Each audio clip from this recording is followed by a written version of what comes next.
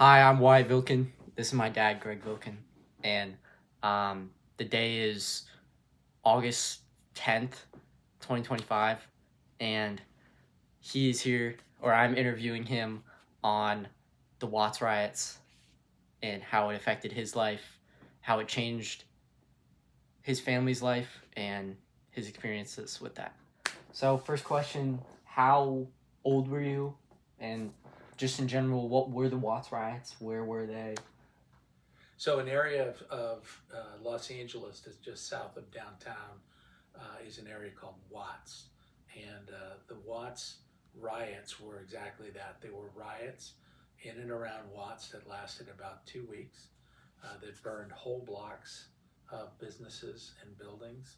And the police could not control it, so they brought in the National Guard. The state brought in the National Guard, and it was determined to be an insurrection, and then later determined to be a riot. So, how old were you? I was 5 And then when did this happen? in August 1965. Do you remember why the Watts riots happened? I was too young to understand why, but it was a civil riot, a civil rights um, boiling over, Mm-hmm. and I don't know what sparked it, but it started small and then took over and went on for weeks and covered blocks and blocks and blocks, got burned to the ground. Yeah. So, why are we talking about this? What happened to you that made you feel like you wanted to talk about this, and So how did it affect you? when I was 5 years old, I remember it vividly that my parents were having a dinner party, and my mom was serving this dessert um, that was uh, that was pieces of pound cake with vanilla jello or vanilla pudding, and I loved it. She called it trifle, and it was one of my favorite desserts. So I was just getting the dessert, and we were watching. Everybody stopped what they were doing, and they watched the TV, and they watched this scene that went on, and then everybody just did nothing but watch TV for the next few days, day after day after day, and that's how I found out about it. Yeah. So, how did it affect you though? Well, it greatly affected me in that my Mm-hmm. parents were one of the stores that was burned to the ground and they lost everything. Yeah. And so it totally impacted my life going forward Mm-hmm. in in every possible way. Outside of like economic impacts, how did it affect you personally? How did it affect your family personally? And what emotional connections did that have, or do you have, or did your family have to that event? That event was seminal in my life in that my dad died of a heart attack shortly thereafter, and we were my so we had the business insurance didn't pay, Mm-hmm. and so it was an economic change in our life that we had to sell our house and change our lifestyle completely. So it definitely changed the trajectory of my life. I think probably for the better. Why is that? So, is it more character based, or kind of like going through hard times? What doesn't kill you makes you stronger. Yeah. Okay, so my mom was a survivor. My mom would say things like, "Hey, pull up your big boy pants and let's go get it done." And so I had my first job when I was 8 years old. I would sell flowers on freeway off ramps on Saturdays and Sundays, and get paid, about $1 an hour. And but it was a necessity. It wasn't optional. And so I've worked my whole life since I was 8 years old, because there just wasn't money around. And what was an interesting thing is that my mom chose to live in Beverly Hills in a duplex, and a duplex is a two-family home Yeah. where the rent from one unit paid for the mortgage and the insurance and the costs of the other unit.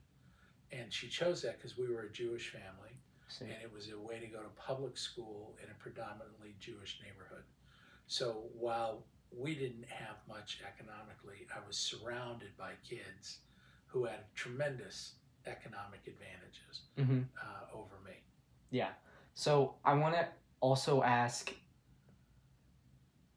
how did you said your mom was a survivor, and I obviously know the whole story, but what was kind of more of our family history that made Nana a survivor and made Bubby a survivor? So part of U.S. history Yes, sir. was that my grandmother came over from Poland when she was 11 years old by herself on the boat and worked in a sweatshop, never went to school, and worked in a sweatshop and lived with her father, who came over the year before, who was a furrier, which means that he cleaned furs, animals to have furs to stitch, and they saved money, and every year would bring one of her siblings over, and then eventually her mother. And she got married at 14 years old. She had her first child when she was 16. Life was very different. And so then when my mother was born right before the Depression happened. And then she lived through the Depression, and she lived through World War II. So when I say she was a survivor, in that time period, happiness was not on the equation. You know, it was about having security and having It's about survival. survival, and then security and food, and having those things like in Maslow's period of pyramid of values. You have to solve the base ones first. Mm-hmm. So were there anything you like noticed?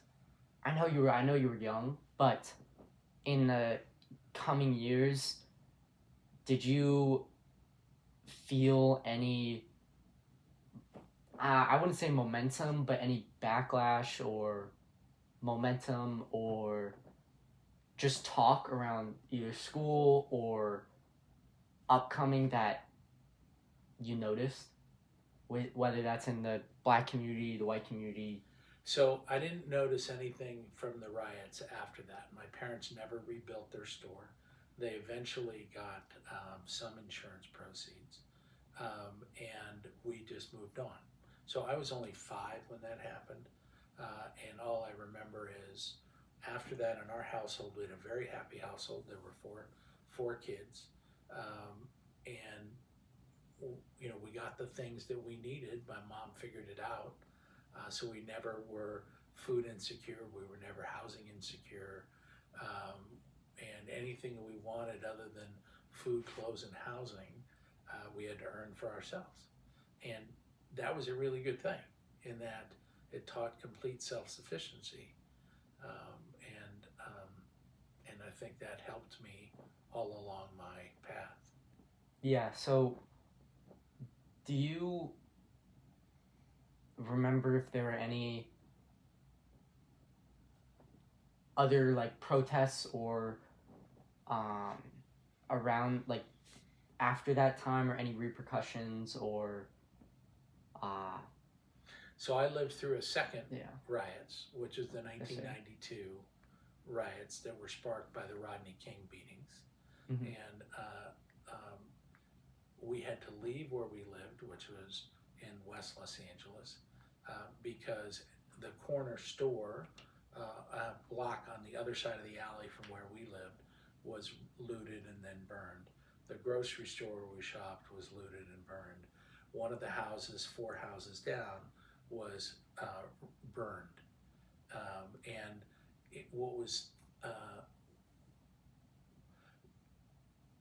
it showed that there was a very thin line between anarchy, okay, Yeah.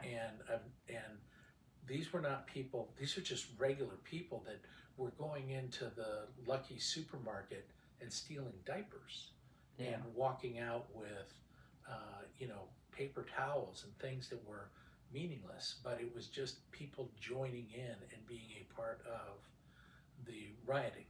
So again, the police could not manage that. So again, the National Guard was called in, and it took a week to calm those riots down.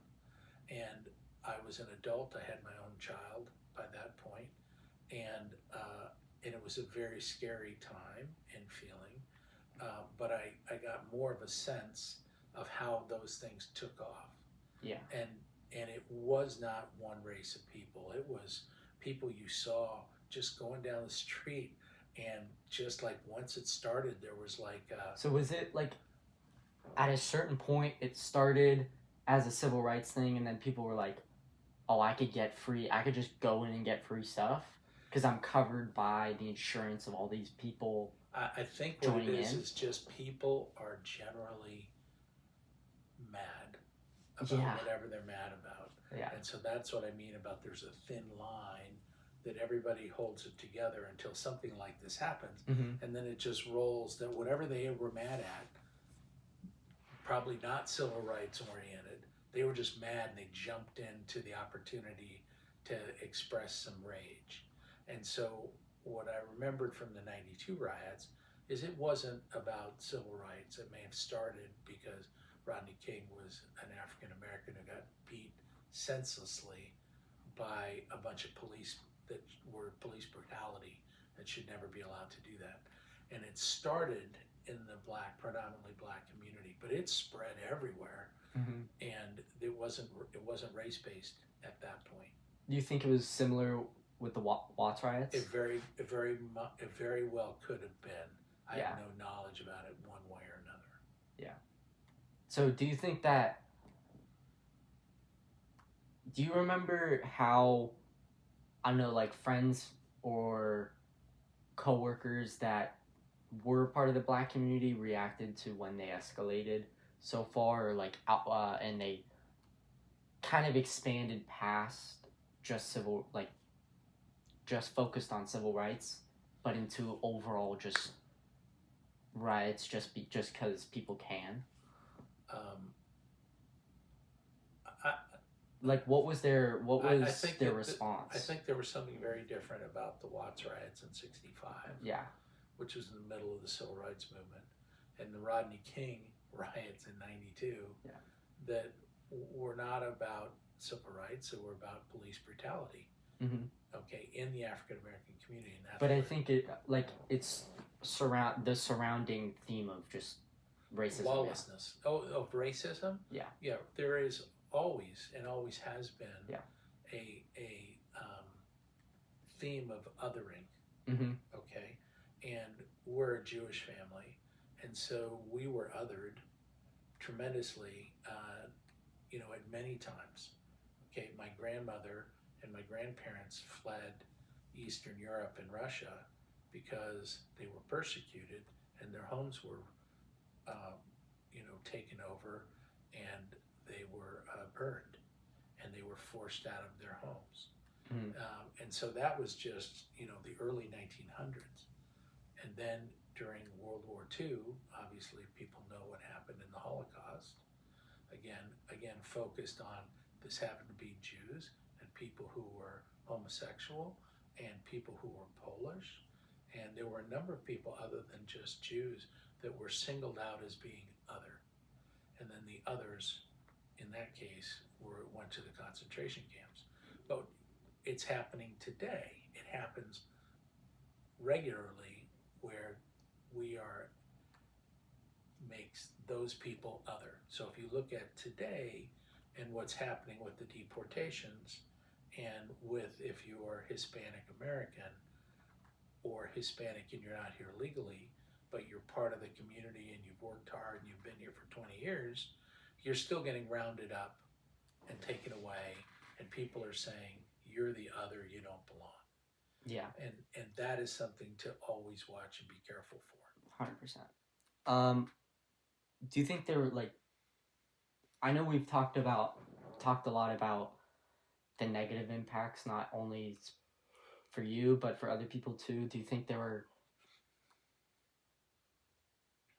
was a large impact from the Watts riots, and do you think the Watts riots helped the cause for civil rights? I think that there were riots in D.C., there were riots in Cleveland, there were riots in Chicago, and there were riots in Los Angeles. And I think those taken together started to force some changes. In addition to, if you look at Martin Luther King, he was different. He was about peaceful, nonviolent protest, okay, as opposed to this was violent protest. And I think there were much greater strides made in the peaceful, nonviolent protest. But I think they were both contributing to, in 1965 and 66, a lot of legislation passed that is the first time of non-discrimination entered the laws of the land. I know there was a great negative impact from the events that happened during the Watts riots, but what did you take away that maybe that helped you in your life or like propelled you? Maybe something about how you fought through like that, like troubled times, and it made you stronger at the other end. So I think that's part of it, which is it taught me to be very resilient, and it taught me how to work hard, and it taught me to strive for goals. Because when you don't have those things, it gives you an additional drive, okay? And so I learned to work harder than anybody else I knew, and I knew that that was the key to me getting ahead. And I also knew that no matter how many times you get knocked down and how many things go against you, I'd been there. It was nothing else can happen to me that was that bad. Yeah. Okay, and I knew how to. I got through it then, and I can get through it now. And so that's what I took away from that is self-reliance, hard work, and perseverance. Is there anything else that I should know or that you want me to take away from this interview, or something that you want to say? So I think for you and all your classmates, one of the challenges that I think a lot about is you're growing up with a lot of privilege and you're growing up with a lot of resources, and there isn't the same necessity. And remember the expression, necessity is the mother of invention. So necessity is also what drives people and works hard and figures things out and moves forward. And you have to find another way to be motivated when it isn't thrust upon you. And so for you and your friends, one of the challenges, what do you work for? What's that cause that you're moving forward? A lot of people use this word desire and passion, and I think that those are mislabeled for purpose and what's your goal in life and how do you work hard to achieve your goal. Because if you fail to have a plan, then you are actually planning to fail. Okay, and so it's very important that you come up with your plan of where you're going and that you work very hard and be persistent when you get knocked back, that all it is another time to learn what you're doing and then to restart. All right. Thank you. You're welcome.